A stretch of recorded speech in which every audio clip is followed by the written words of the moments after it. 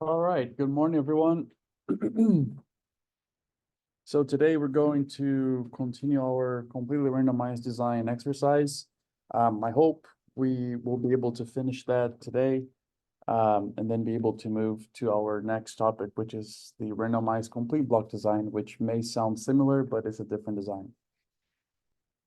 So for us to continue where we left off, I'm just going to navigate to my course folder here and make sure that I launch our project related to this exercise. I do want to remind you that that's the path we want to do instead of just double clicking the script and having it open in any RStudio window. We do want to launch the project first and then navigate to the script from within the project just to make sure that we are in the right place.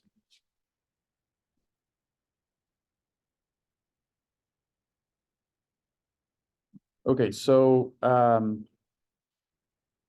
again, if for you to double check that you are in the right place, you do want to check that you see the 03 CRD on top as the project name. And if you're not seeing the script yet, you can click on the R blue button under the Files tab, navigate to the code folder, and then launch your script. I have a few other things that you don't, but you want to launch that partial script here. Also, by design, we decided that we wanted to not save our environment variables from one session to the other. So I assume that you don't have anything on your environment right here, which is what I would hope that's the case. Unless you just did not close your RStudio 03 CRD project since the last class. But if you did close and you reopen it, I would hope that you have your environment empty. Also, just as a reminder, last class where we left off, the last thing we did was you doing a git stage, git commit, git push to your personal GitHub repositories of this project. I have not inspected those yet, but that is going to be part of grading at some point. So please make sure that you are doing that, that's working on your side. Because again, this class here is a combination of skills in statistics, machine learning, and also data science. And the version control side of it is something that I do want you to get acquainted, get familiar, and explore that. So at some point, so at the end of every class, my goal is that you're going to do is git stage, git commit, git push in a way that everything that we do in that class period is recorded on GitHub, and you have that for your own reference. And also, if you need help with code, you can just say, hey, Dr. Bastos, please go to this repo here, check this line of code or this chunk is not working for me. Can you spot anything? I can basically do that on my side, and I can even help you directly on your code if that's the case. So really for us to create a habit of using version control. Okay, so we talked a little bit about some of the things we were doing as far as conducting this entire workflow here of running a completely randomized design analysis that starts with importing data, exploratory data analysis, running a model, checking model assumptions, extracting model information like means, pairwise comparisons, and ending on creating a publication-ready plot. And then we're going to talk about some of the things that are important this first exercise, and even though it's going to apply to every experimental design analysis we do, but we're going to be talking about contrast types, sum of the squares type, and also how we decide on how to decide on how you extract the means and do pairwise comparisons, as that is going to make a difference. There are some ways that we should consider, and yeah, so we'll get to that point as well.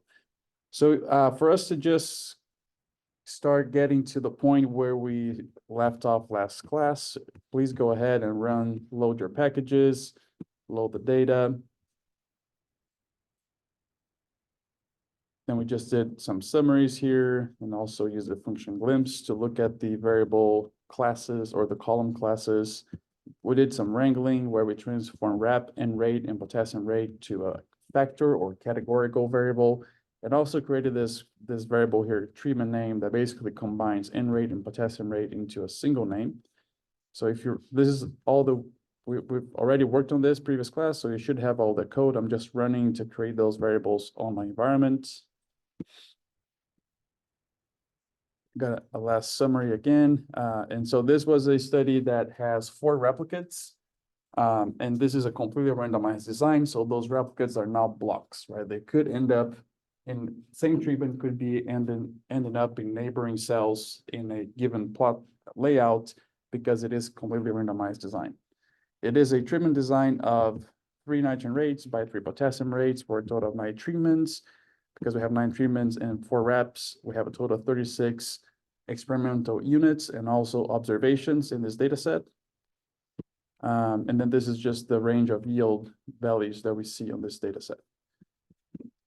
So the first thing that we did here was, so exploratory data analysis is something really important for a few reasons. So first one is where we find if we have any errors in your data, that's one way of finding it.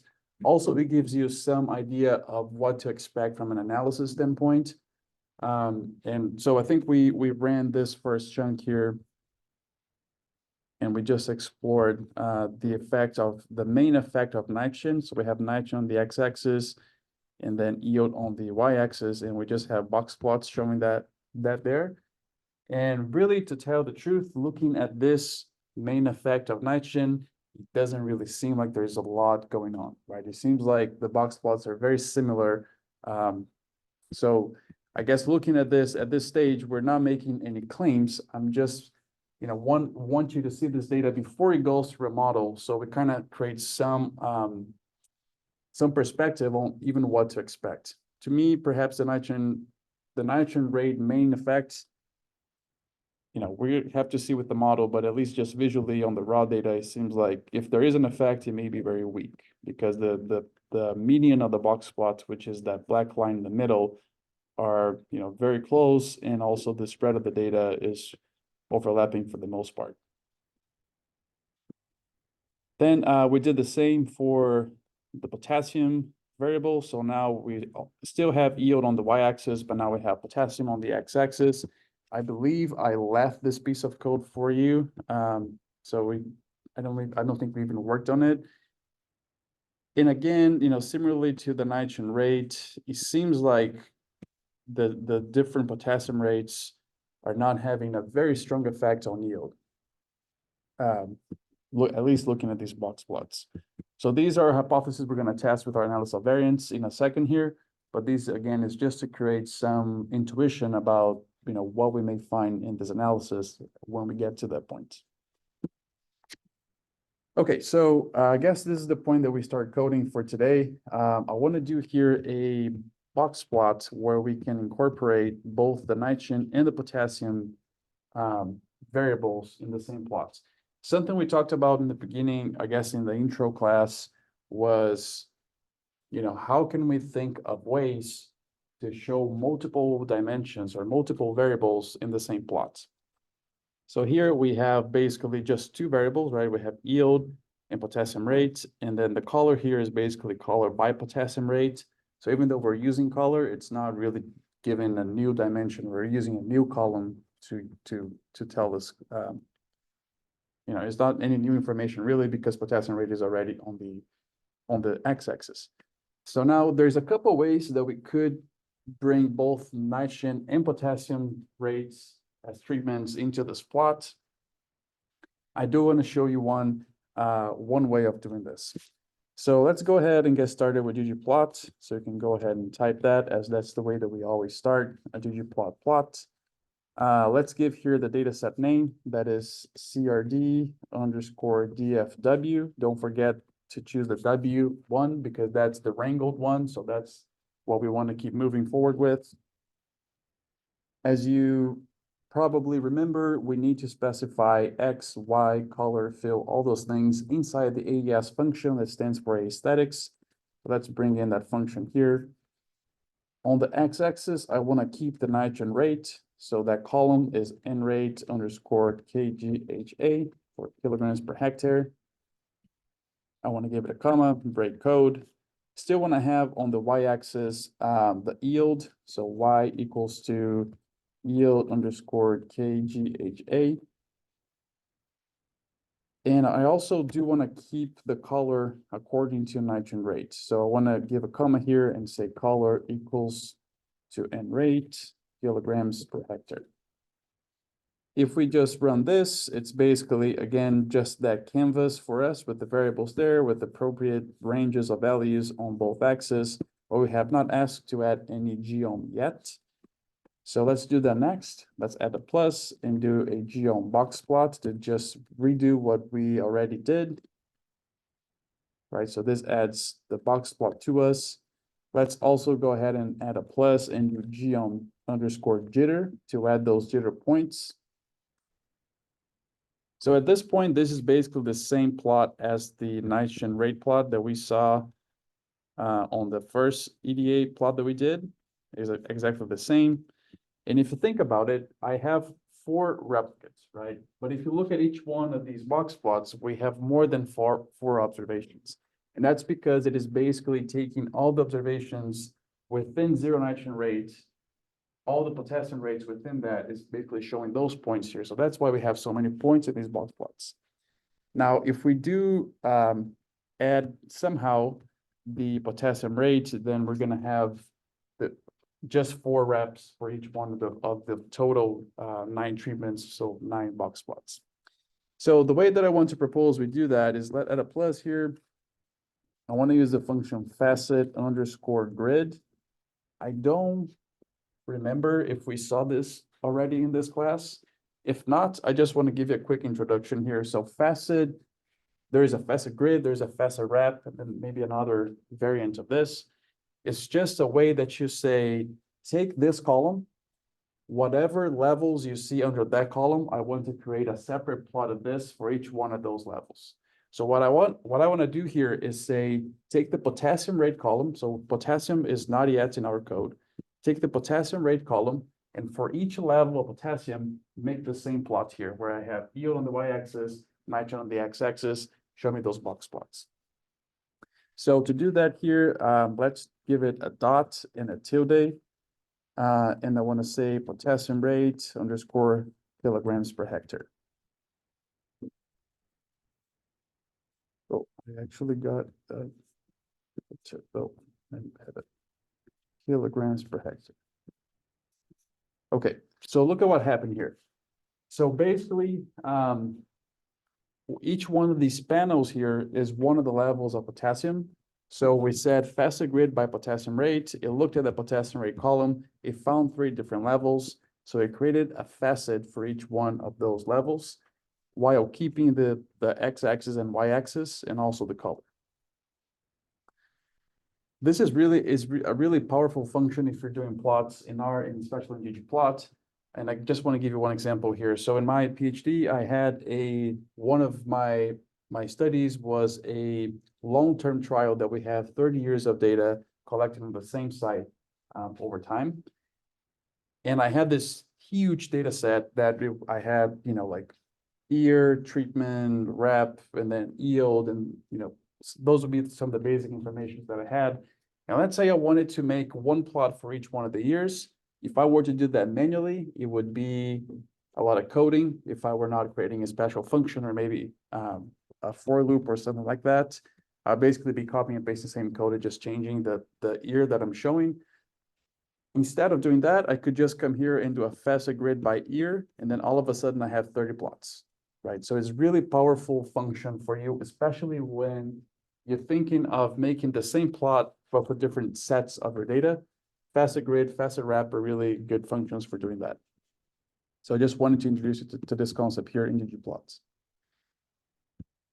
Okay, so if we just look at this now, it does seem that when we look on the effect of nitrogen rate within specific potassium rates, it does seem that we have an effect, right? Could anyone perhaps help me to comment on this? Like, what are you seeing that is going on with this plot?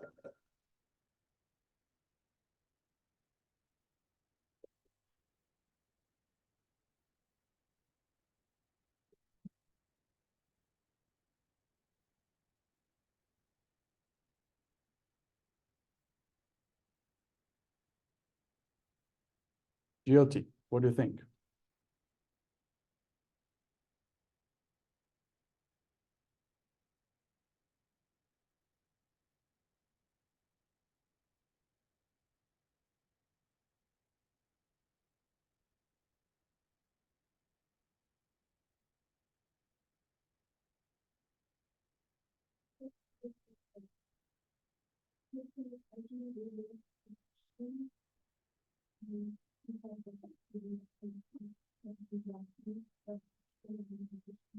Mhm.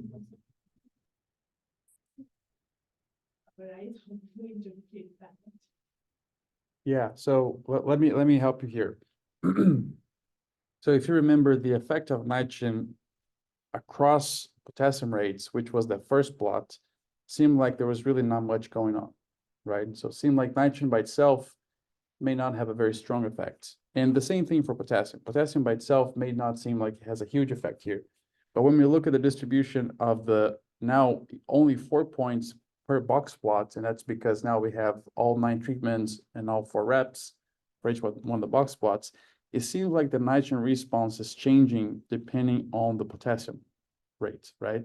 So perhaps we have this negative quadratic response here of nitrogen when potassium is 0. Seems like we may have a increasing and then reaching a plateau response when nitrogen is equals to 30. And very interestingly, when potassium equals to 60, it seems like nitrogen actually has a negative effect, right? And I'm not sure why, and we're really not going to be looking for reasons to explain this, as this data belongs to someone else. And I'm sure, I hope that they were able to explain this whenever they try to publish this. But our goal is just to see how it seems like there is an interaction here between nitrogen and potassium, right? We still don't know for sure because we have not run a model. It's going to be the next step. But at this stage of the exploratory data analysis, at least we're trying to get acquainted with what's going on with the variables and what perhaps has an effect or not, at least as a hypothesis before going to the modeling stage. Any questions here? All right, I don't hear anything, so let's move to our model. I do want to make a quick comment here about contrast types and how that impacts your model. So there are many different types of contrasts, and whenever we're thinking of ANOVA, one of the types of contrast that we need to, I mean, we don't need to set because it's already set by default, but there is the set to 0 and sum to 0 contrasts. This in-depth conversation about this is beyond the scope of this course, but what I do want to tell you is, even though we're running these models as, just like typing a formula, that formula behind the scenes is translated into matrices, and basically the whole linear model, or not just linear, but the whole modeling exercise is being run behind the scenes through matrices.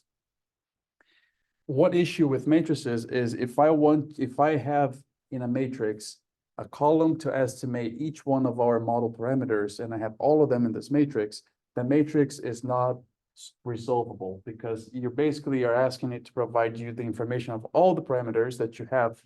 And when you're inverting that matrix in a given step of the calculation, it doesn't work. So one way to fix that issue is basically to take one of your model parameters and either set that to 0 or setting the combination of parameters being summing to 0. What that means is that you kind of think of it as you're taking one of those parameters away from your matrix and you're saying, you can learn about this one parameter I'm hiding from you because you have all the others. So it's basically saying, that if you know parameters A, B, and C, you know what D is if you have the whole data. So basically, that is the concept here in a very summarized way.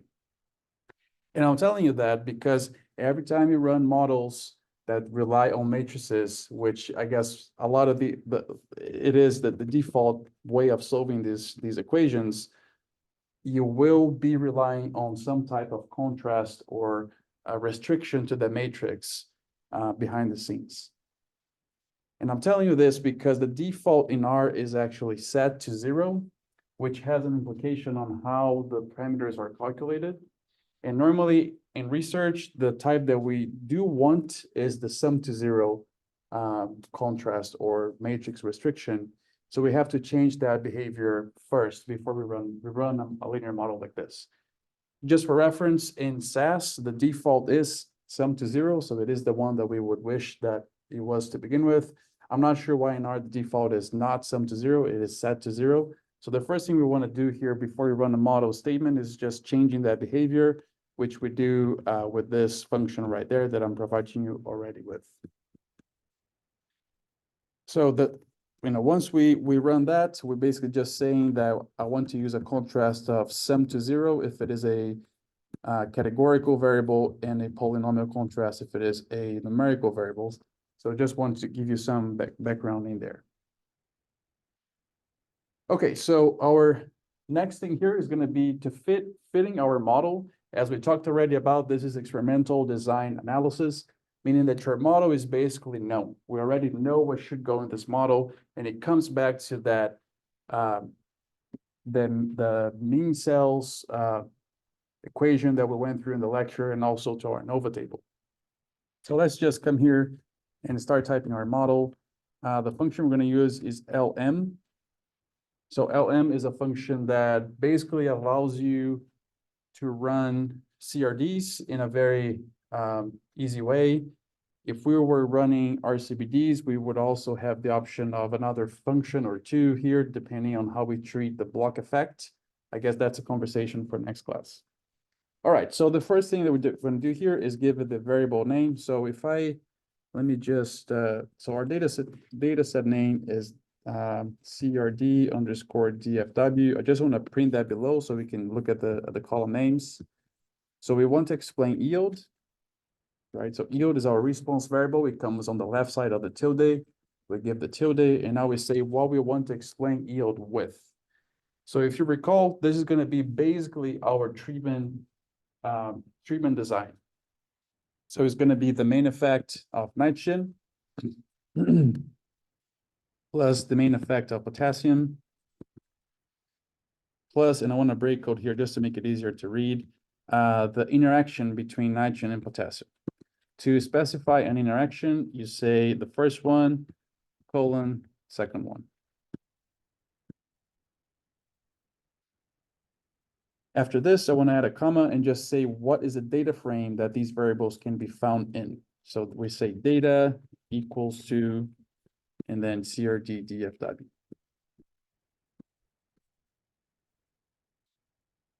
And then we're assigning all this to the CRD underscore mod object. If we run that, and now we get a summary of this model object, it gives us some information about residuals, about the formula used, and provides us with coefficients, with estimates and errors, t-value and p-value. What I do want to point out here is that the summary that it provides us, it is useful when we're running a regression, which we're not doing here. We're doing analysis of variance. It's not as useful for analysis of variance because it's basically taking each one of those model coefficients that we were talking about as far as the contrasts and removing one of these. And it's showing us the estimate of those coefficients, which is what behind the scenes is used to give you the means, because you're going to combine different terms of this model to provide you a treatment mean, but it's not the most useful way of looking at it. So if I'm running analysis of variance, I rarely even look at the summary function, but I just wanted to expose you to that so you know what to expect.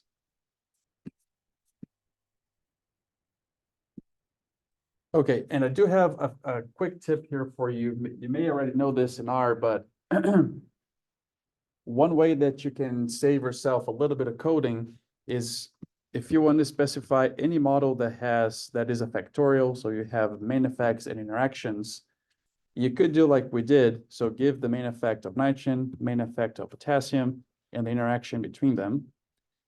However, we could have also used this notation here, where we use the asterisk between them.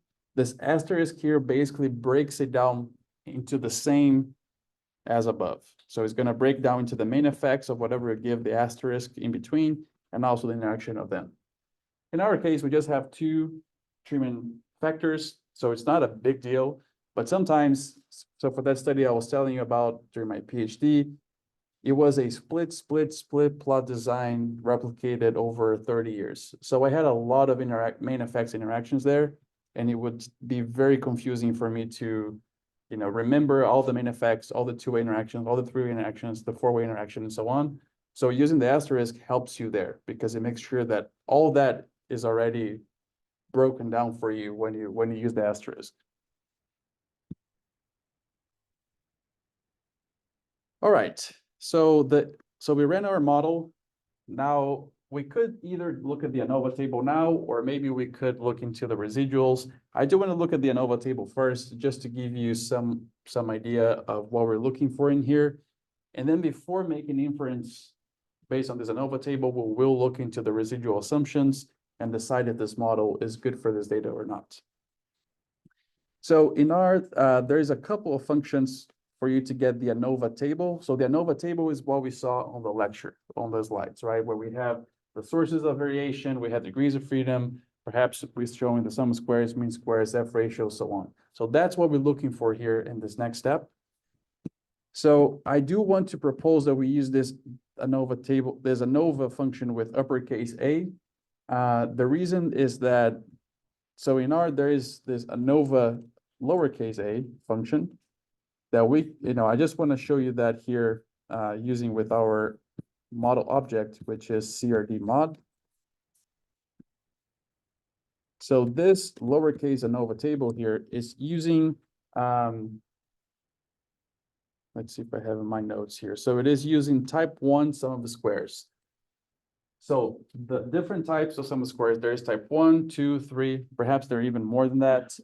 And really what that means is how this model is being fit and how that impacts your the significance of your effects. So the ANOVA lowercase a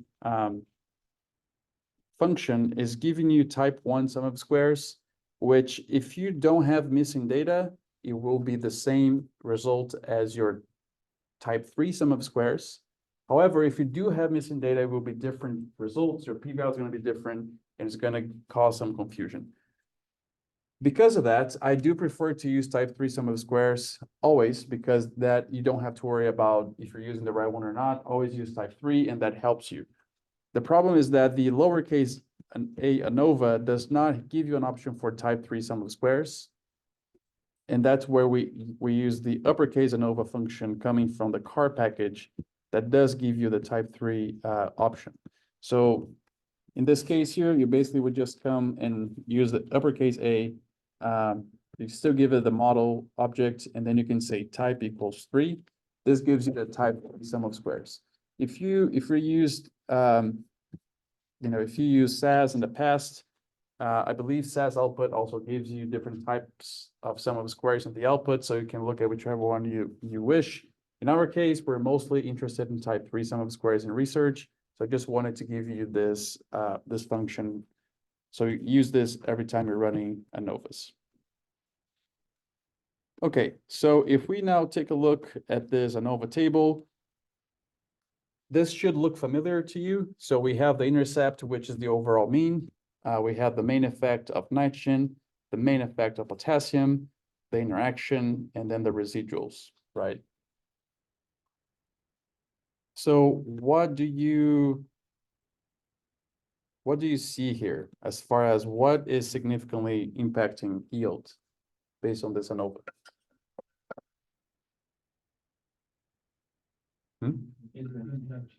Interaction, right?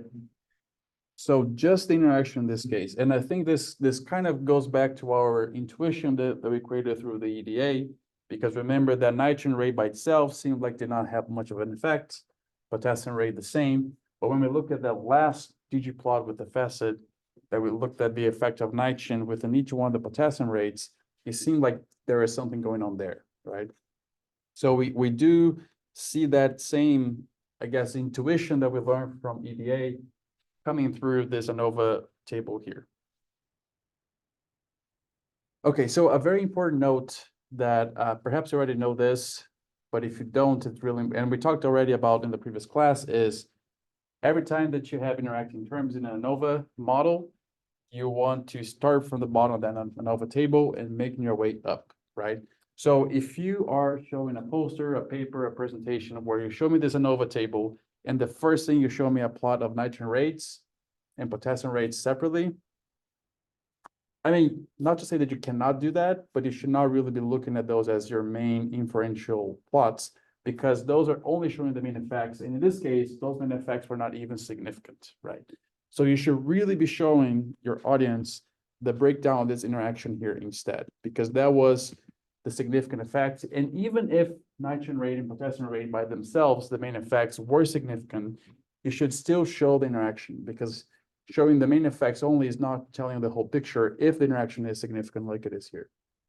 So always look at the bottom of that ANOVA table on the most complex interactions. Let's say that we had it was a four-way factorial. So we had nitrogen rate, potassium rate, variety, and planting date, all in the same study, all crossed, a lot of treatments.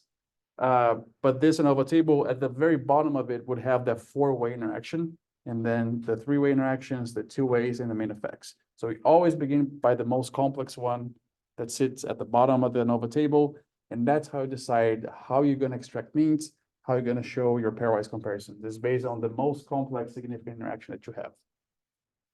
I have a question. Yep. So, can you clarify further the difference between ANOVA table type 3 and the ANOVA table with the small letters like if we are doing if we are not focusing on this fertilizer kind of stuff, and we will focus on yield and interaction of our plants with the environment, like how they are performing every year, or what is the impact of year-wise performance on plant yield. So in that case, ANOVA table type 3 would be better, or that the other one? Like, so the type of sum of squares being 1 or 3, it's basically related to how the model is being parameterized and how. So on type 1, the order. So if my model, instead of saying, let me just go back to the model statement here.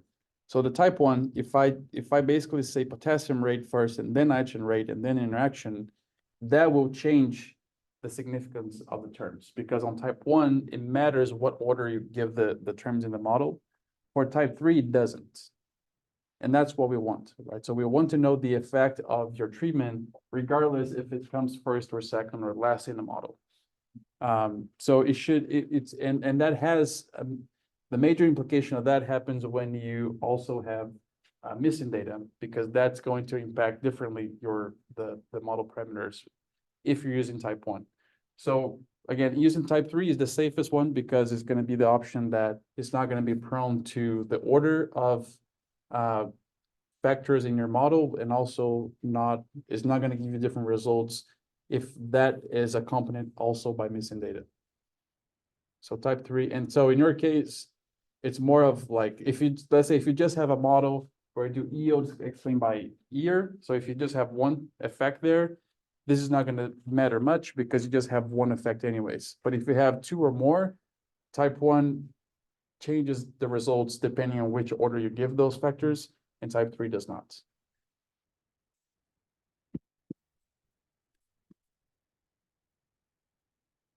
Okay, so then looking at this ANOVA table, I hope that you are thinking along with me here that the next, well, not the immediate next step, but whenever we get to the point where we are extracting means and doing pairwise comparisons, we should do that for the interaction and not the main effects, right? So that's what we conclude here, and this is something important for you to understand as well.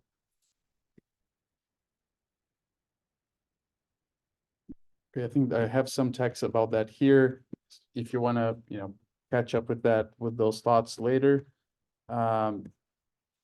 Yeah, but so we do have some comments there for you to go back to if you want. Okay, so we imported data, we did EDA, we ran a model, we checked our ANOVA table based on that model. Now the immediate next step should be checking the linear model assumptions, right? So we have to check this before we go ahead and use this model to extract means and do pairwise comparisons, because that's going to be key to know if this is a good model for this data. if it's not a good model, then we should not even extract means if you provide comparisons, because those are gonna, should be irrelevant if this model is not a good one for the data that we have. So for us to check linear model assumptions, there are a few different ways we could do this in R. I do want to show you, at least this time, the more manual one, because I do want you to create some intuition of what's going on rather than just having a plot right in front of you that you did not make yourself. So the first thing that we're going to do here is calculate the residuals of our model. So if you recall, residual is the difference of whatever the model is telling you that it's so let's say it's calculating treatment mean for each one of our treatments, right? However, there is variability of our observed data points around that mean. The residual is going to be the difference between our observed data and the model predicted mean of that treatment, right? So that's the residual that we want to use for checking our model assumptions. So let's go ahead and extract those residuals in this next chunk. There is a package called Broom that I believe you installed in the first chunk of this class. That package has a function called augment. So if you say augment and you give your model object, which it was CRD mod, let's just go ahead and run that. And I want to print it here and tell you a little bit about this function. So augment basically takes your model and it knows what data set was used in that model because it is part of that model object, what was the data. It basically gives you back a data frame that looks exactly like the data you provided to the modeling function, but then it adds some extra columns here that are related to different residual pieces of information. So it has the fitted here, .resid, then it has .hat, .sigma, Cook's distance, and std resid. So really our focus here is gonna be on basically on this .resid column. The only issue is that this .resid column is on the same unit as your actual response variable. So our response variable is yield. So this distance of the observed data to the actual treatment mean is on the magnitude of yield. And if you recall, one of our assumptions here is to check for outliers, and we use that over 3, below -3 threshold. That threshold only applies if we have some type of normalized residuals. For CRD models, the augment function does give you this standardized residual column, which we could use here to check for that assumption of outlier. However, for more complex models, it doesn't provide this by default. So because of that, I just want to show you here how we would calculate the studentized residuals, which is what we talked in lecture, and just create this habit of calculating that every time. So come here, add a pipe. We're going to use the mutate function. And I want to call this dot just to keep the same convention as the augment package gives you, and call this stud resid or studentized residual. You can say equal sign, and then we're going to use this function called rStudent and give the model. So CRD underscore mod. Just going to give a moment here for you to finish typing that.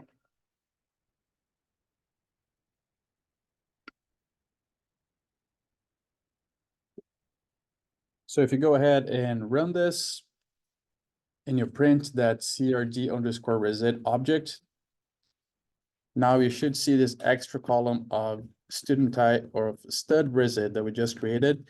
And even if you just visually compare that to the std resid, which is coming directly from the augment function, it's a little bit different. It's not terribly off, but it's a little bit different. So these are two different ways of standardizing your residuals.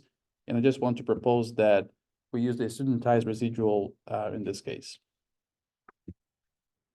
Okay, so we do have our studentized residuals, which is what we're going to be using to create all those plots we saw in lecture as far as checking model assumptions. So if you remember, the four things we want to check to look at these residuals is, are they independent? By that, there's a One way of knowing that is knowing how you conducted the study. We are coming in with the assumption they are independent because we randomized, right? But now we're going to see if visually there is any patterns in those residuals that may give us the idea that they may not be independent. So we for this, we do not want to see a pattern to check this assumption. We want to check the assumption of variance homogeneity or homoscedasticity, meaning that the variance around your residuals is basically similar. It looks like a shotgun, like a cloud of points, and no specific patterns of increasing variance as your theta values increase. We also want to check residual normality. And I guess I have a point here to say discuss this just because I think we have already talked about this, but just as a reminder, all these assumptions of linear models are based on the residuals, right? And we talked about this again. I just want to make a quick comment again, is a lot of people, in a lot of papers, they say they check the raw data normality, which, I mean, okay, you can do that if you want to report on that, but that is not an assumption of the model, right? Your model assumptions are based on the residuals. And if you remember, residual is what you get after getting your data and fitting your model. Your data normally stays the same. You can fit many different models potentially to this. Every time you change your model, your residuals change. Your data does not. So checking data normality basically helps you perhaps to say, yeah, my data is normal or not. But even if your data is non-normal, you could fit a model and still get normal residuals. And that is the assumption that you want to check, right? Is residual normality, not data normality necessarily. And then the last assumption here is outlier detection. So we're using the studentized residuals, which allows us then to use these thresholds of -3 and 3. If you recall, that's because we are with the assumption that these residuals are normal. The normal distribution central limit theorem states that within ±3 standard deviations, we should have about 99% of our data. That's just a theorem that we know is true, that we follow. And so that's why we can use these thresholds here to help us guide in outlier identification. All right, so the first thing here we're going to do is check our residual independence. For this, we're going to use that fitted versus residual plot. What we're looking for here is that there's no clear pattern in residuals. They look like a random cloud of points. What we do not want to see here is if you see a clear pattern. So sometimes, for example, I've seen this happen. Well, let me see. If I make a drawing on the board, I think people online cannot see it. But let me see how I can do this in a way that.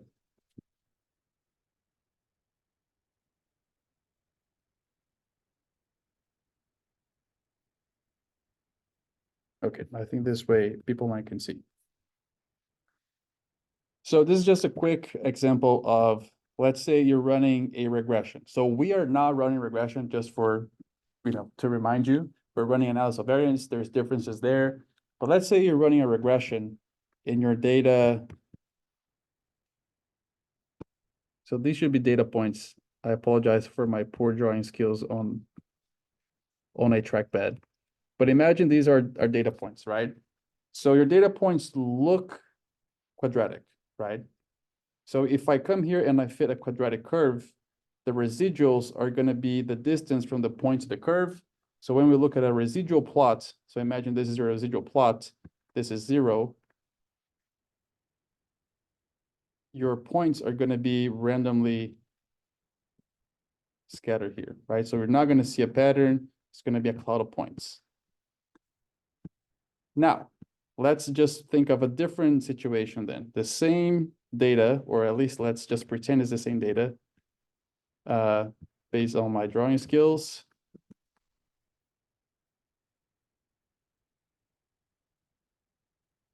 So same data, but then you fit a different model. You fit a linear model with just an intercept and a slope. So the model you fit is like this, right? So clearly your your model does not fit the data well, right?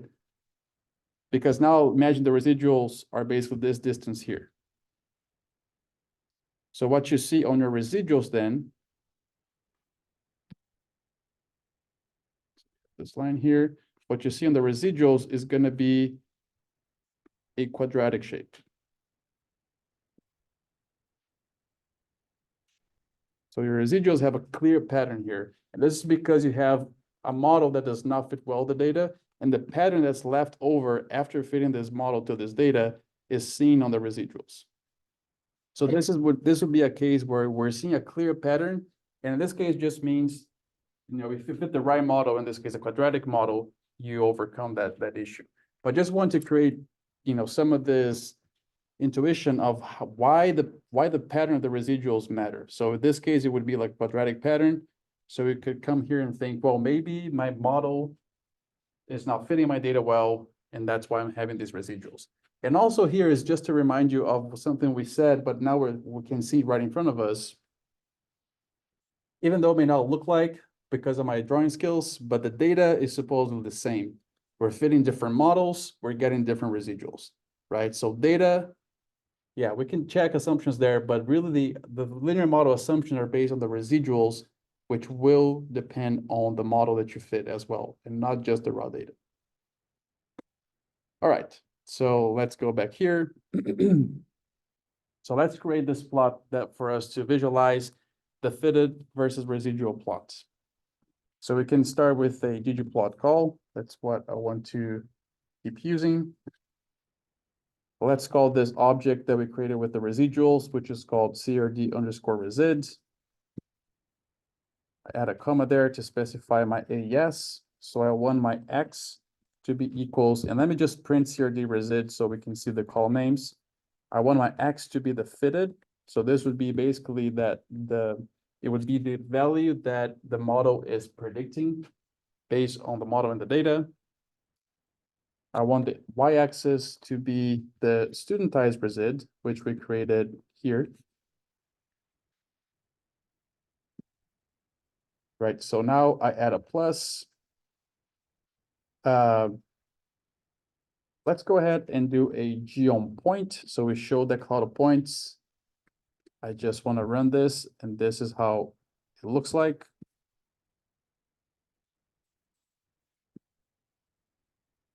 I want to do a few changes here on this geom point that we're going to do once, and then we will keep using these changes for the future plots.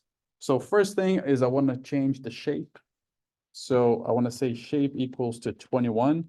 If you go online and you Google like ggplot shapes, you're going to find a list that says what numerical value corresponds to what actual shape.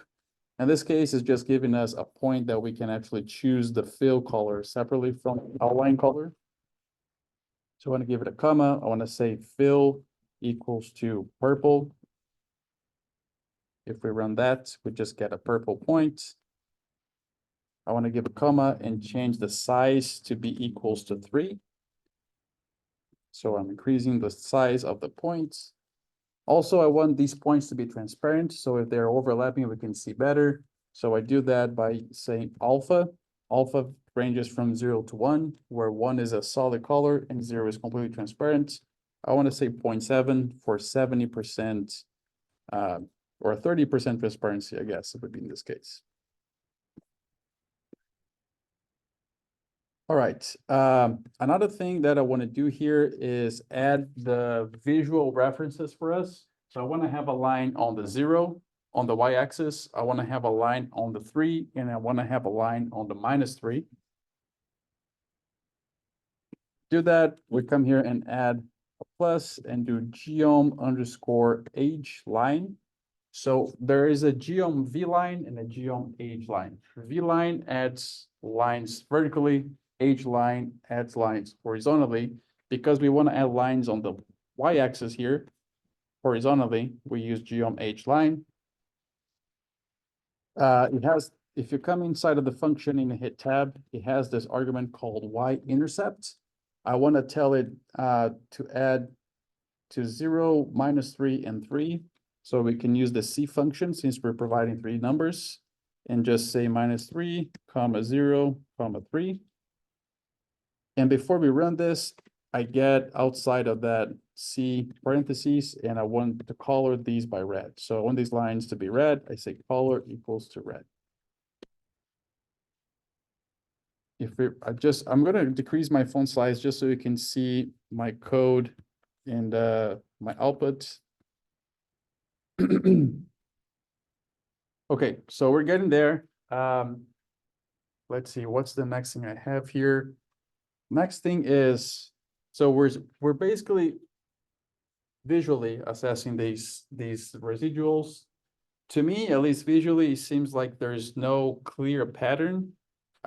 We have these like vertical placement of some points because remember the fitted value on the x-axis is the actual treatment mean that the model is giving you.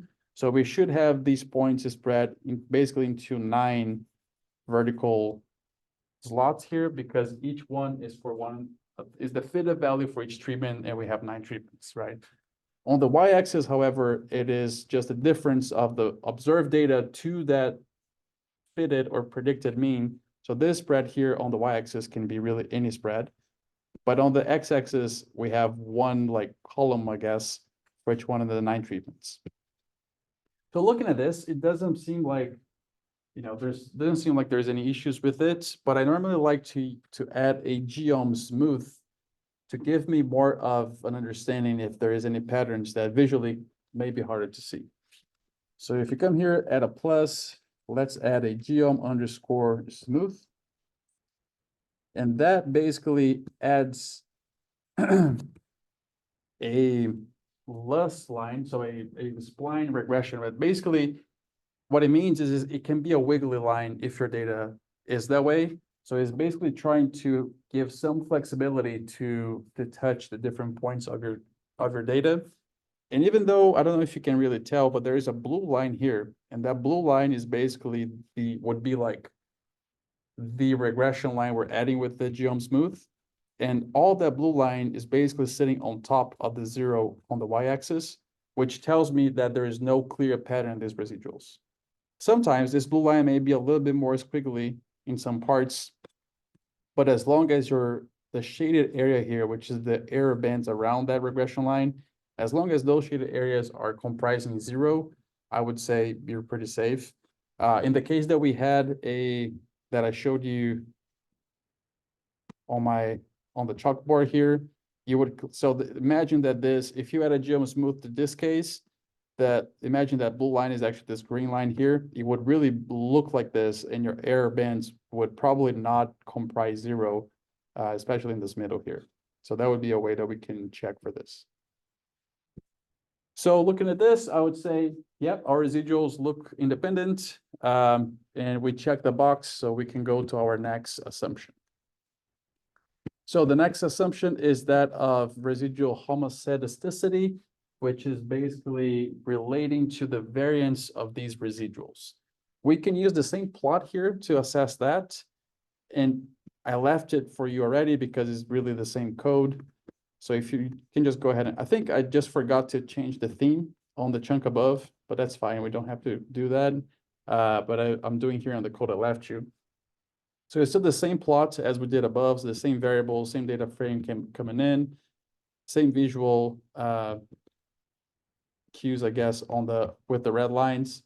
So what we would be looking here is, so if our residuals were heteroscedastic, meaning that they have increasing variance, it would normally be the case that even if your blue line here, the geom smooth line, is comprising the 0 line, your error bands would start going up. And you see this normally when residuals, so when you're on the left-hand side of the plot, the residuals are spread very tightly. And as you move to the right of this plot, residuals start to spread more variably. That's when you have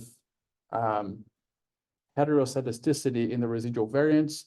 And again, this is perhaps the most important assumption that if you violate, your model really becomes useless. the linear model is more robust against the normality assumption, not so much with the heteroscedasticity or homoscedasticity assumption. So this is one of the key assumptions to really keep an eye on. In our case, it looks good, right? I mean, even though on the left, we have more spread than on the right, and especially in the middle is very tight. But it looks like it's sort of like, we don't see a clear pattern in one direction. I would say they're good. Yes. For example, if you did not have those three groups that are in the front, like around that 4,000, and then if our data, for example, the plot was only the middle and the last group, right?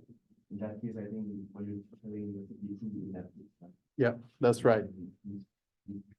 Yeah, that's a really great point. So if we did not have the treatments here on the far left, and imagine that we just have like this sort of, so only these treatments, it would probably look like heteroscedastic. That's right, because you're starting very tight and you're increasing as you move on the x-axis. So that's a good observation. In this case here, we're basically not having that issue because we do have these treatments here on the left side that have a larger spread as well. Yeah, so looking at this, I would not think that we have issues. If we do have heteroscedasticity, there are different ways of dealing with that, I guess. Depending how things move along, we may have an exercise where we can actually handle that. Right now, it's not planned for the class. And even if we don't cover this in class, if you do run through this in your studies, let me know and I can give you some resources. Yes.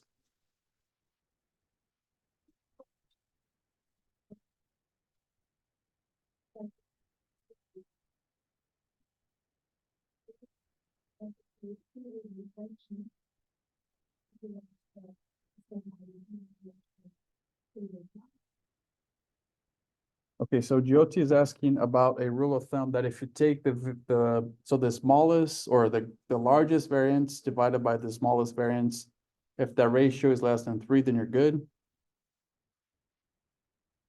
So I read about that, but I never actually did the calculation myself on my data to really see, like, to really have an idea of, okay, this data here looks good. Let me now go ahead and check and make the ratio and see if that would be less than 3. I never did that necessarily. So from personal experience, I guess my answer is I don't know. I mean, if you find I don't know, a paper or even a textbook that has that and you can use that to back up, your decision, then. Mhm. But I thought that like a lot of people don't calculate that. So I just wanted to make sure that this kind of guide you will do before. Yeah, I guess, yeah, my answer is I don't know. Like I don't use that tool myself. Yes, and I haven't really dug much into that side of it to understand how acceptable it is. Yeah, my way of checking these are mostly visual. So there are a few papers looking at even, so let's say there are different tests we can run to check the assumptions. And even if you do run those checks on the residuals and not the raw data, there's a good number of papers showing that those tests may be prone to giving you false conclusions, I guess. And it is recommended to check on these more on a visual type of approach, like what we're doing here. So that's what I do most of the time. And every time I had reviewers asking me, how do you check for these? I always tell, this is how I did. We use this data, use Geom Smooth to give me some visual indication. And I was always fine with that. So I think that the visual assessment is a good way to checking for these. So yeah, I guess I would recommend doing that. And of course, if you want to follow that up with other tests, like maybe the one you're talking about, or maybe other tests that are based for normality, homoscedasticity, and others, you can still do it. I, as a reviewer, I prefer, like, if you give me a test result, I say, okay, great. But if I have reason to believe you have issue with your data and your model and your residuals, I would ask to see this plot. And that's how I would see, okay, yes, the assumption is being checked and not necessarily in a test result or a ratio result. Any other questions? All right, let's keep going then. So our next assumption that we want to check is residual normality. For this, we use the quantile plot, or also called QQ plot for short, and also can use a density plot or a histogram. I do prefer density plots over histograms. So we're going to be exploring both of these plots. So what we do want to see here are residuals that are centered around 0 and follow a normal distribution. And what we did not want to see here are residuals that are skewed, right? So if we have skewness of those residuals in any direction, that is not something we want to see. To some extent, again, the linear model is more robust against violations of normality rather than homocydisticity or heteroscedasticity. So if your residuals are a little bit like not perfectly looking like residual or perfectly looking like normal, but still follow somewhat that normal distribution, that's normally good enough. So if you come here on the first plot, let's check first with the QQ plot. So we're going to start with ggplot call as always.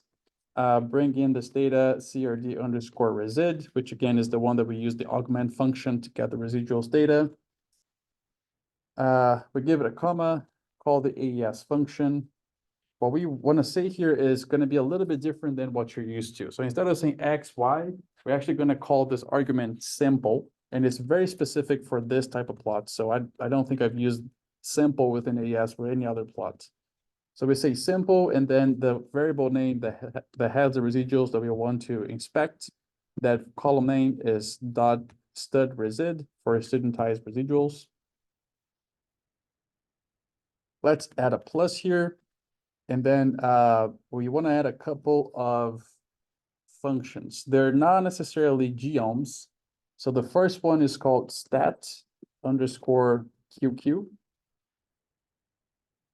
If we just go ahead and run this, we get the following. So it's making for us the simple quantile distribution on the y-axis and the theoretical quantile distribution on the x-axis.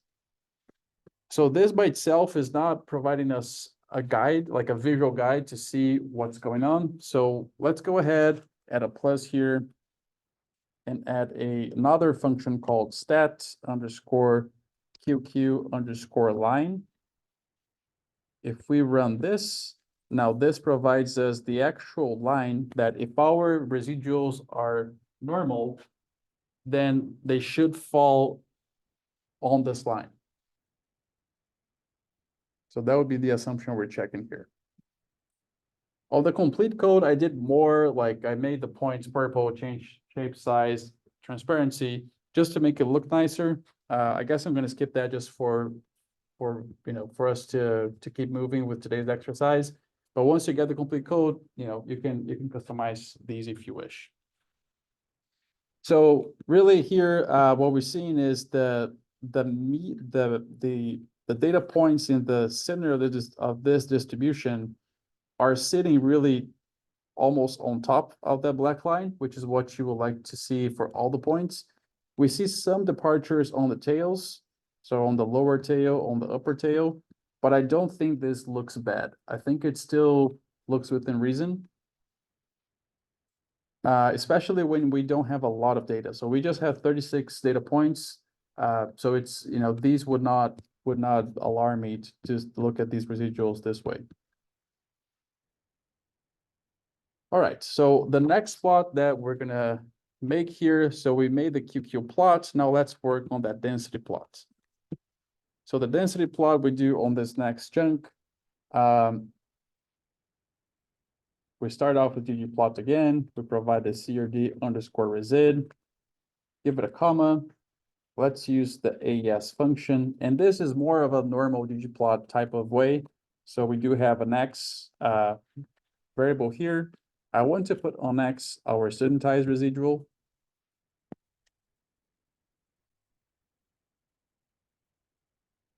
And then we come here and so notice now that I'm just providing X. I'm not going to provide Y. And the reason is I'm doing a density plot. So the Y um, axis here is basically going to be calculated. It's going to be the frequency of the different data points within this studentized residual column.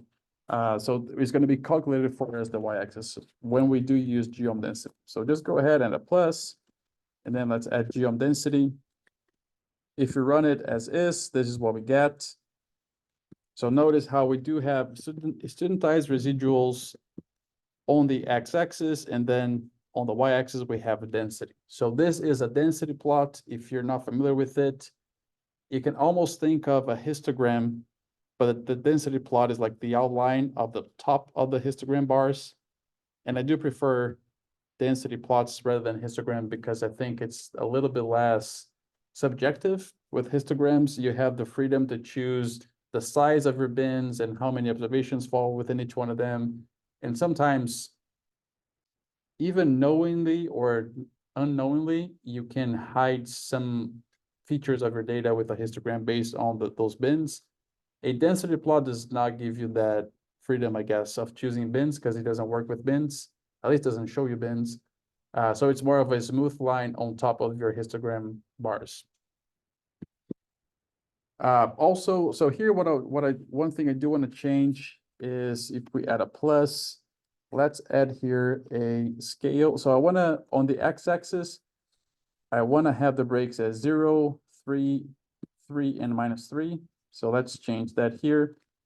If you recall, we're going to use a function scale underscore x underscore continuous. And then in here, it has this argument called breaks that I want to say -3, 0, and 3, all inside of the C function because we're giving 3 numbers.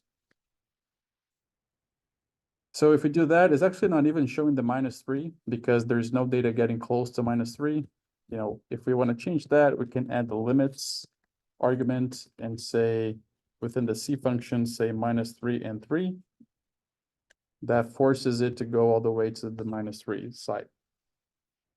So looking at this plot here, it looks like the most dense peak of the studentized residual is really close to 0. So I wouldn't really say that this is skewed in any way. It does have a little bit of heavier tails than a normal distribution should have, right? So normal distribution would come down quicker and stay down. And so we do have some of the tails a little bit heavier than what I wanted to see. But again, nothing that I would really worry much about. I mean, for the most part, it looks normal. The residuals look normal, so I wouldn't really worry much about that.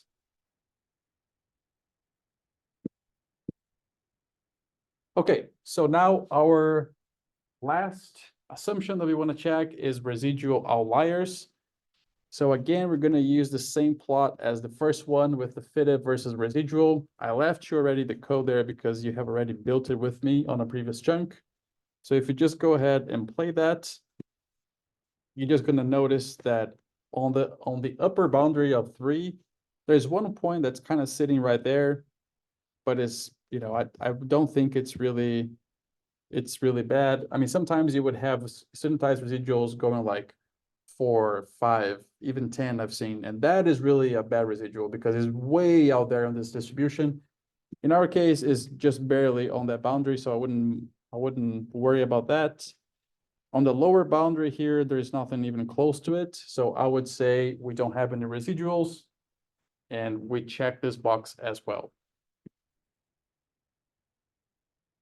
So just recapping here, and this is important because I want this to be in your head as far as the steps we're taking for this analysis. We brought in data, we did some wrangling, we did some EDA, we fit a model, we checked the ANOVA table, and then we check residuals, right? So all these steps are important when we're dealing with analysis of variance, or really any linear model or linear model exercise. In this case, is analysis of variance. So now that we got to the point to say, okay, my residuals look good, I check all the assumptions, now is the time that we actually come and extract model means and do pairwise comparisons. So one thing I want to note here before we get to that is sometimes, and I've done this in the past, you may have done this on your side as well. If we want to show means, we are tempted to show just like imagine if you were to do a group by treatment and then a summarize and get the mean, right? So that is the arithmetic mean of this data, which does not necessarily have to be the same as the model mean of this data. So you have your data, you have a model, and then you ask for the means from this model. Especially if you have missing data in your data sets, those means are going to be different. The model derived means are not going to be the same as the arithmetic means of doing a group by summarize. And really what we do want to show, especially if they are different, if you do have missing data and they're going to be different, we do want to use the model derived means. So the first thing here is we're going to extract those means. And I want to point something out that I have actually never taken a class that showed me this. And I kind of ran across this when I was working with very complex analysis of variance data and models, that I was getting some results that would not make sense. And then I played around with those results or the way that I was extracting means. And I realized that you have different ways of extracting means when you have interactions. And I do want to show you them, those differences, because the way that we do extract the means will impact how the pairwise comparisons are made, which will impact our results. So I do want to show you that. So the first thing that I want to do here is, let's say I want to compare all means across 9 treatments equally. So can kind of think of it of having the highest mean, whatever treatment that is coming from, on the left side, having the lowest on the right side, everything in between, just comparing all of them. So having A, B, B, C, D, E, and so on. So that's what we're going to do next here. Come on this chunk. We're going to use a function that the name of the function is em means, and it's coming from a package of the same name. So the way that works here, the first thing is we provide the model object, which is CRD underscore mod. And then we use the tilde to say how we want this means to be extracted. So let's say if I just wanted the effect of nitrogen, I would come here and say nrate underscore kg hectare. This would calculate the results or the means for the nitrogen treatments. These are the means. However, remember, first off, nitrogen was not even significant, the main effect. And even if it was significant, the interaction here is significant. So we should look into the interaction and not the main effects. So to look at the interaction, you basically just add that colon right there and then K rate underscore kg hectare. If you run that, and now you print the result of this, notice how we have, so it's basically ranking them from highest, or I don't think it is ranking them actually, because the highest seems like is, well, it's not even this one. So never mind, it's not sorting them. But we do have the nitrogen rate column, the potassium rate, the EM mean. So EM stands for expected marginal means. So that's why it's called EM mean. So we have the error, degrees of freedom, and then the lower and upper confidence levels around that mean. So notice how here everything is under the same hierarchy, right?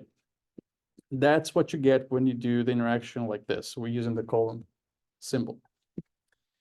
Now, again, when we do have interactions, you can extract these means a few different ways. And I want to show you what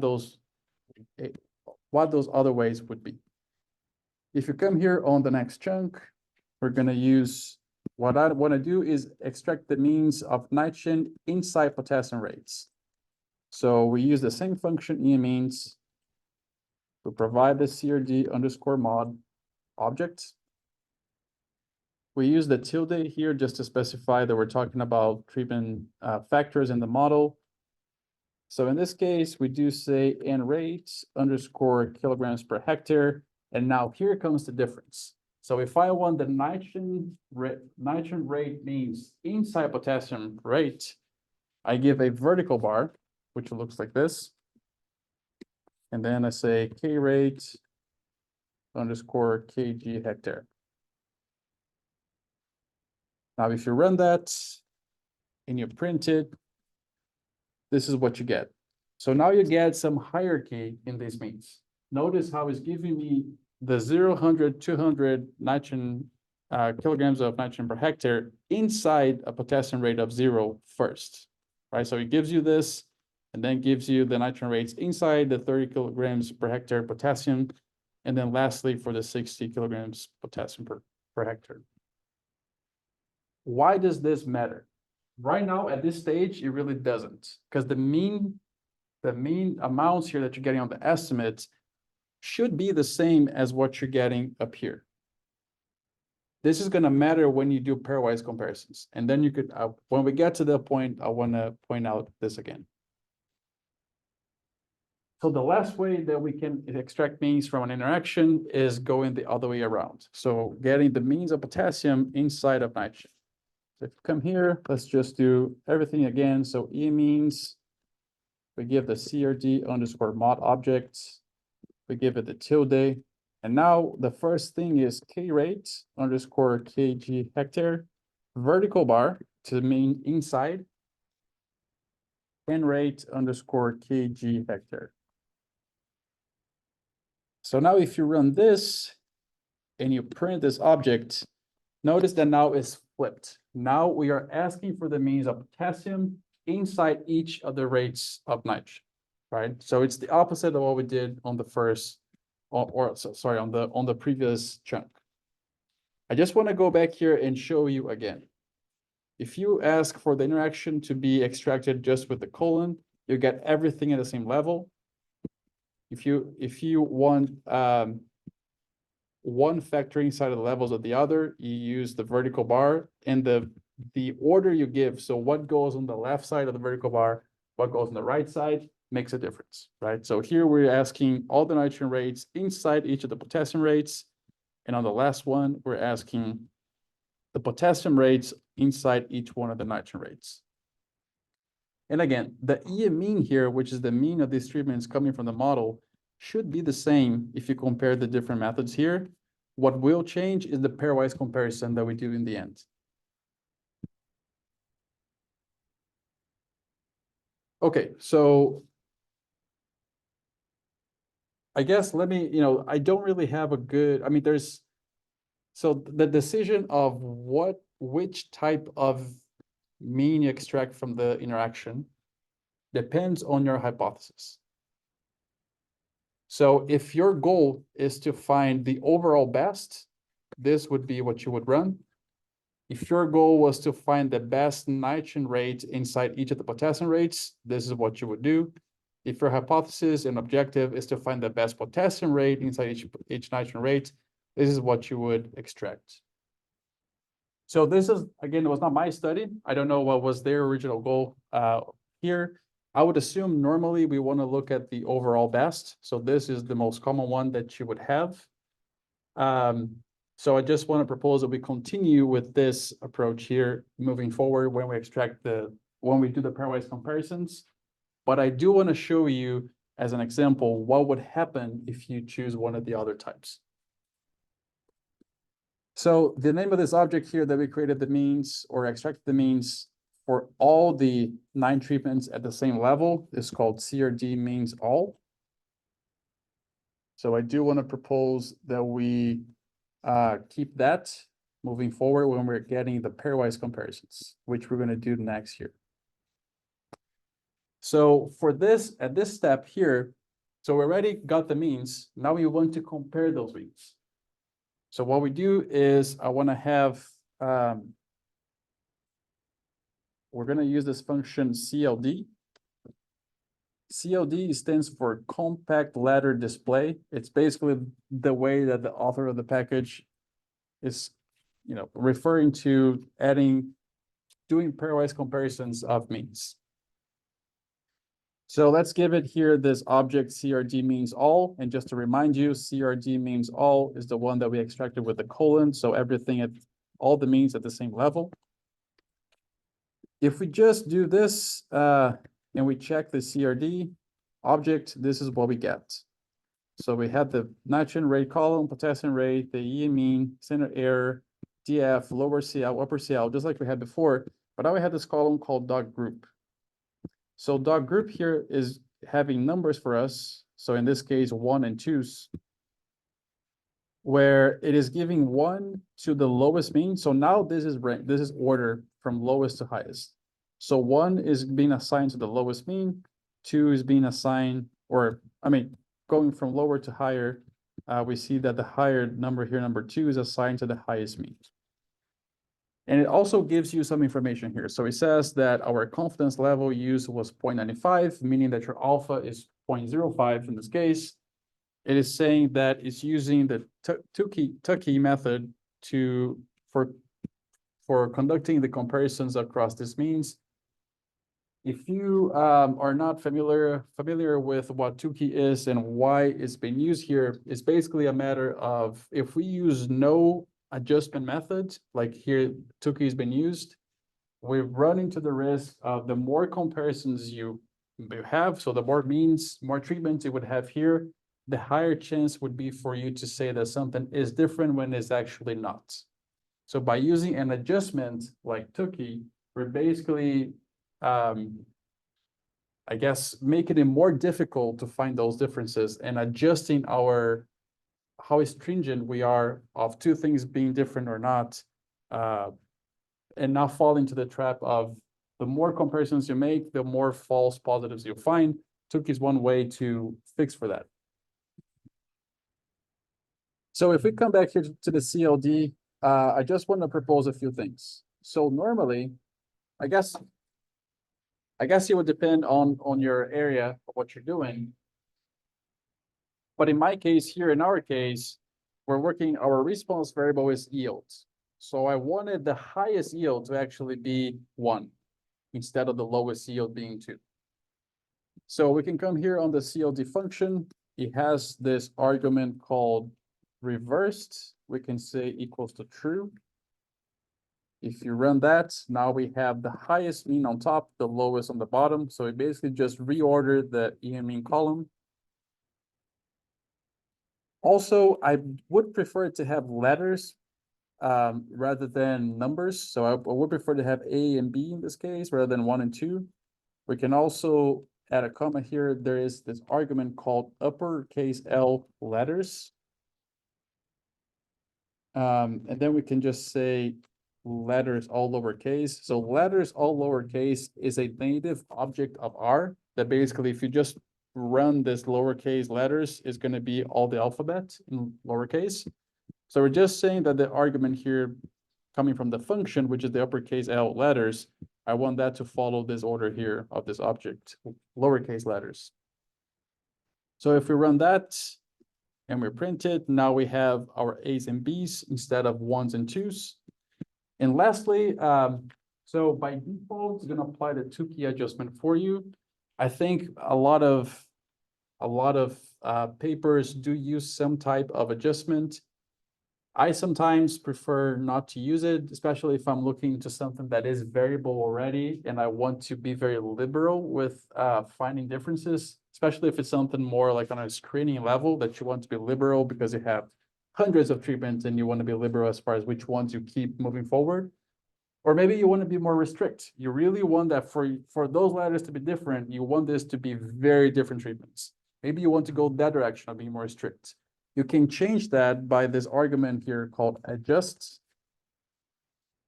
So right now, adjust equals to Tukey. If you want no adjustments, you would write none. And that would basically apply no adjustment to it.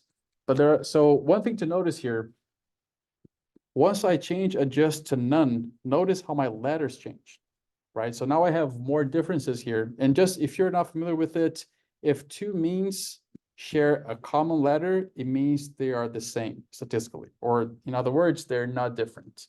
If they do not share a letter, it means they're different, right? So for example, the highest treatment here, when we applied no nitrogen and 60 kilograms of potassium per hectare, gives us the yield of almost 6,000 kilograms per hectare. That is A. That is significantly the same as all these other means that have A's in them, even though they have B's as well. So the first treatment that would be different from the highest yielding one is this one here that does not have A in it.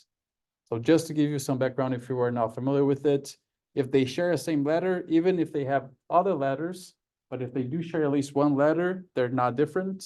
And if they don't share a letter, they are different. So notice if I change this to Tukey, I'm going to go back to only having A's and B's. Right, so Tukey is making it more more difficult to find differences because it's trying to control for the fact that we're doing multiple comparisons and that we may be inflating our chances of finding a treatment effect when there is none. I want to propose we keep with the option none and just use that moving forward. Okay, so I'm just going to rerun that and print it. Now look at how the means and also the letters are appearing. So basically it's comparing everything against everything else, right? There is no hierarchy in this. If you come to the next chunk here, I left you the code of exactly the same thing as above, but looking at that second type of extraction the means, where we looked at nitrogen levels inside potassium. That's the only difference here. So if you run that and you print it, look at how the pairwise comparisons are being made. It is following that structure that is carrying over from the EMEs, where we define we wanted nitrogen vertical bar potassium, so nitrogen inside potassium. And in this case here, the way that you would interpret these comparisons is that just within those three treatments, right? So the A that we see here cannot be compared with the A I see in other levels of potassium, because the comparison now is being made only within those groups of potassium, right? So comparing nitrogen rates only within a given potassium rate. And notice again that even though I'm using none, I'm still only getting A's and B's. Whereas where I had everything at the same level, everything compared to everything else, I had all the way from A to D, right? So this is what I mean by the way that you extract the means from an interaction especially will determine how the pairwise comparisons are made, which will determine what inference you can make from these comparisons and how you should show these in a plot or table. Because all that is connected. So lastly, so we first saw here the letters, everything compared to everything else. Then we saw the letters of nitrogen rates within a given potassium rate. And now let's just run the last chunk here on this, which is potassium rates inside nitrogen rates. So again, we see this effect of only seeing, the comparisons being made within that subgroup and not across everything else. So in this case, again, this A here that we see of potassium rate of 60 within nitrogen rate of 0 is not comparable to the A's we see in the other groups, because these comparisons are being made specifically within those groups. Now, something that I think is interesting is that, and this happens especially when you have interactions, right? So when you're breaking down the interaction, you can extract your means and then do pairwise comparisons in 3 different ways for a 2-way interaction. Now, if you have a 3-way interaction, or maybe a 4-way interaction, that becomes even more complicated, because now you can do everything against everything else the same way, or maybe you can do 2 levels inside another level, and so on.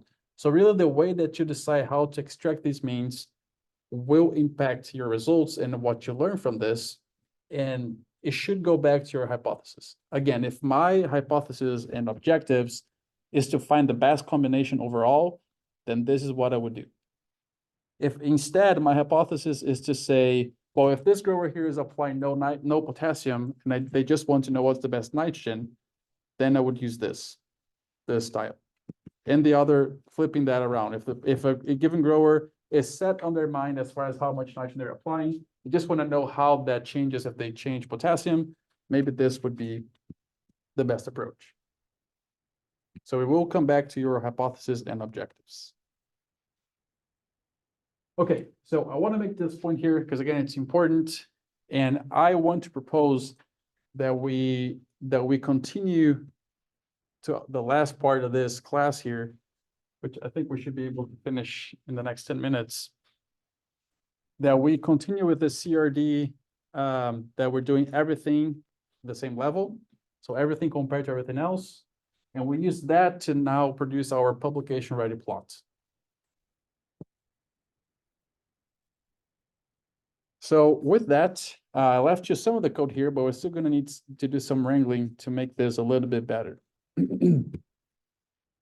So the first thing is this CRD, CLD all, it is not a data frame. And because of that, I cannot plot into ggplot.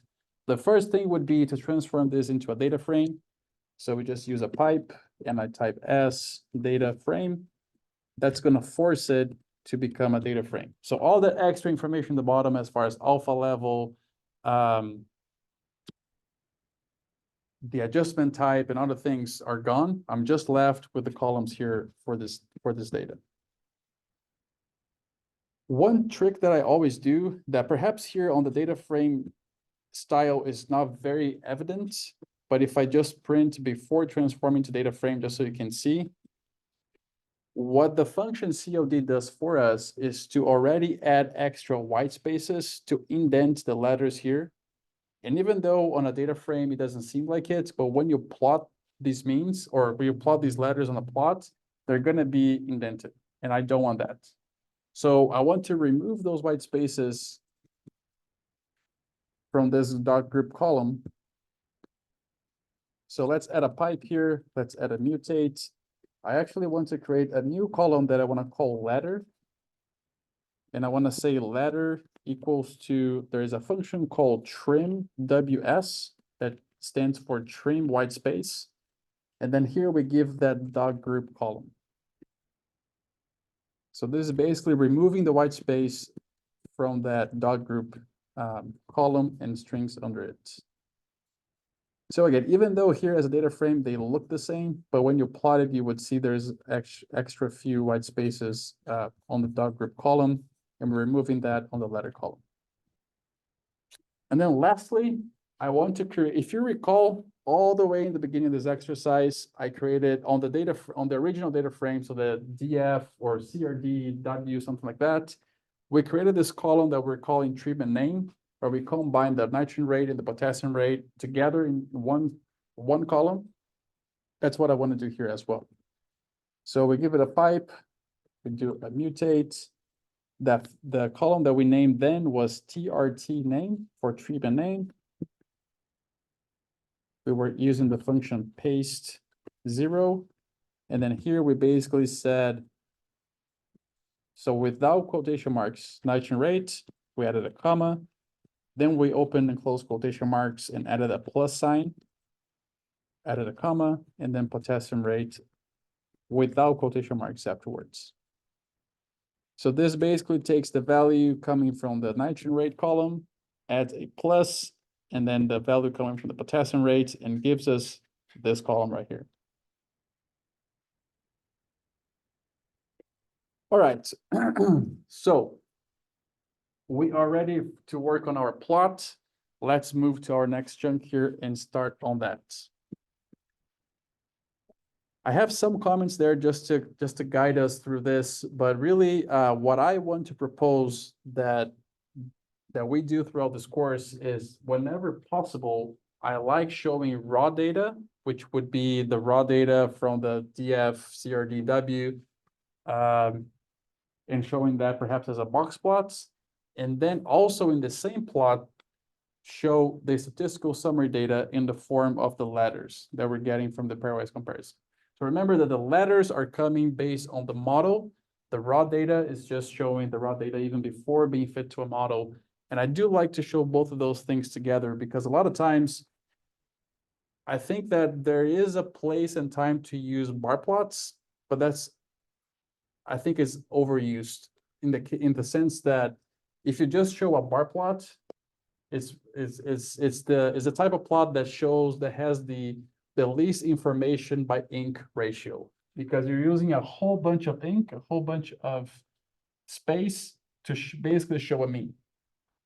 And to avoid that, I prefer to use methods that show raw data. So you give your audience an idea of what was the actual raw data giving rise to that inference you're making using a model.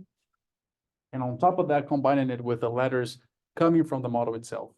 So that's what we're going to be doing here. So let's start off with a ggplot call. Perhaps for the first time, I want to leave that ggplot empty. I'm not going to provide anything at that level. And the reason for that is because if you think about it, the raw data is on a data frame that has 36 observations. The letters is in a different data frame. That was the one we just created above here that has 9 observations. So we're basically going to have to be calling 2 separate data sets and show them together in the same plot. So first, let's show the raw data. You can come under this comment here of raw data and box plots. We can go ahead and start typing geom_boxplot. We have to say here data equals to, and the object where the raw data is that CRD_DFW. I'm just going to print CRD_DFW below so we remember what that is. So it was the 36 observations for all the treatments and all the reps and all that. We're going to give it a comma and give the AES function here at the level of the box plot. So I want to say on the X, I actually want the TRT name column that we created all in the beginning, all the way from the beginning of this exercise. On the Y-axis, I want to give it yield_kg per hectare. We can go ahead and run that. And this is what it looks like. So, you know, we have the treatment name on the X-axis, the yield on the Y-axis, and the box plots here. So the next thing that I want to do here is add a plus. We can get below here on adding letters. And we're going to use this geom_label. So there are 2 geoms that we can use to add labels or text according to a column. One of them is geom label. So we come here and say data equals to, and then this object that we created above, which is CRD CLD selected. Let's give it a comma and give it a AES function. So here so if I print now CRD CLD selected below, just so we can see it, we do have that TRT name column that we created. So that goes again on the X-axis. Now notice that the Y-axis on the original data set that was called yield kilograms per hectare. Now on the CRD data set, I do not have a column with that name, but I do have the mean column, which is the one with the means. So we can say Y equals mean. And then lastly, I need to tell what is the label that I want to add to this plot. What is the label I want to add to this plot? So what would be the column that you would specify here? That is what we're going to show from this data set. Letter, yeah, letter is the column, right? So this column here that we created, so there is an argument inside of geom label AES that is label. Just going to say label equals letter. So if we run all that together, this is what we get. So now we're showing the raw data distribution with the box plots. I'm also showing the letters along here together.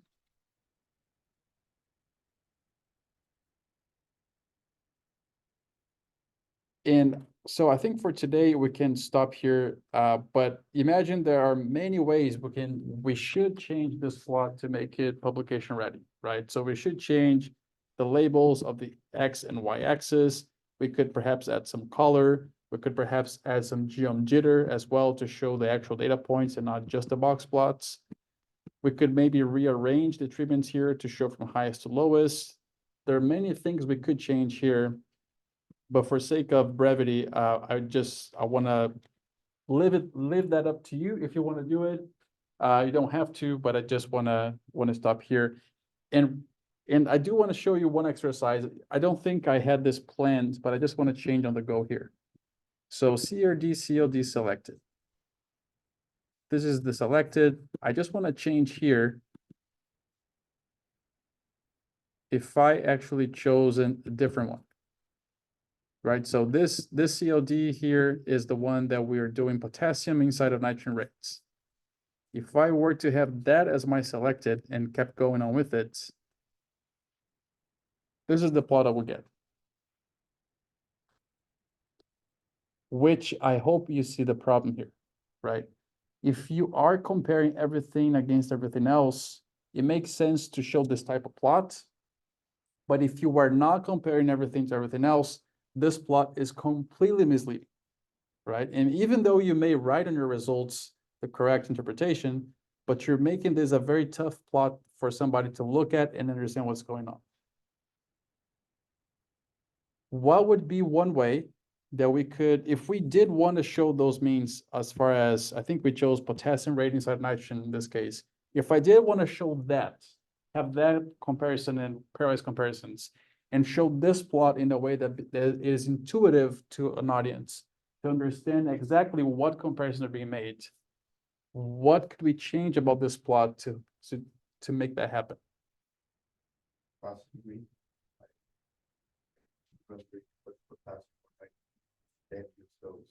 Yes. So we would, yeah, so let's just go ahead and try that. So Jonathan said if we do a facet grid, and I can just, let me double check as well to see what was my selected. I think I got the KN. So that was so within nitrogen rates, I'm comparing potassium rates. So in this case, what would go on the facet grid? Nitrogen rates, right?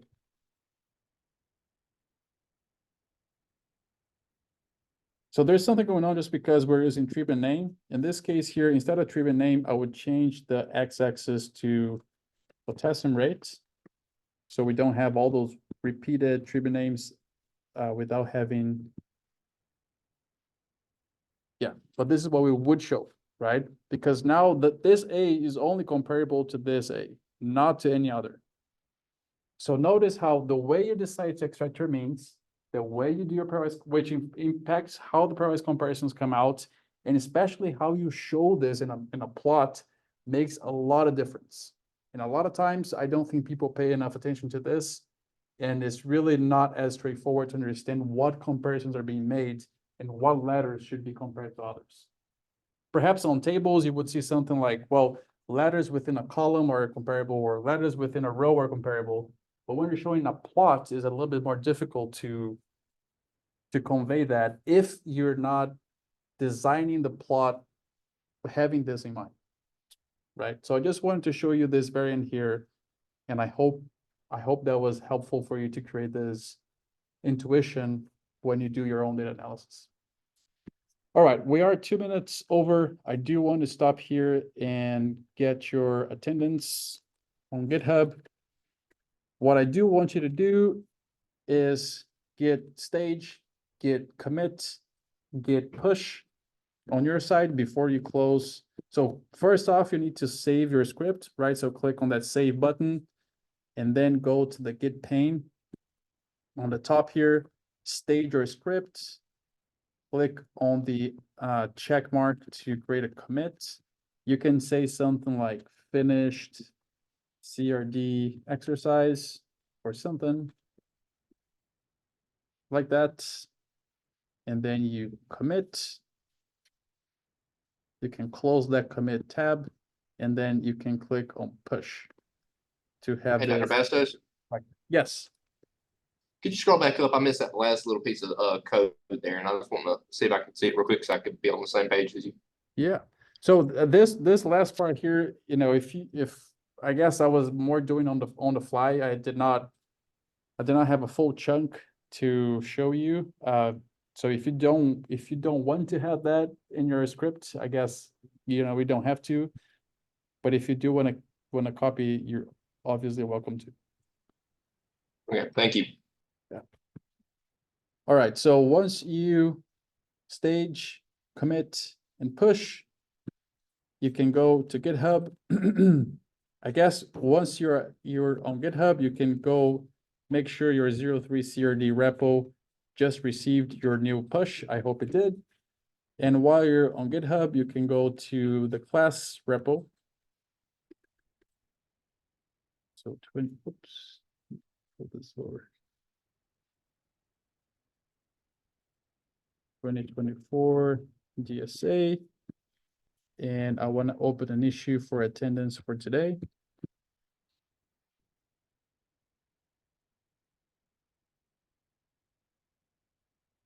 Oops. through 6. Okay, make sure you claim your attendance. And that's all I have for today. We're gonna have an assignment that I'm gonna ask you to do everything you did, but with a new data set. I'll probably send you an email with instructions for that later today or tomorrow.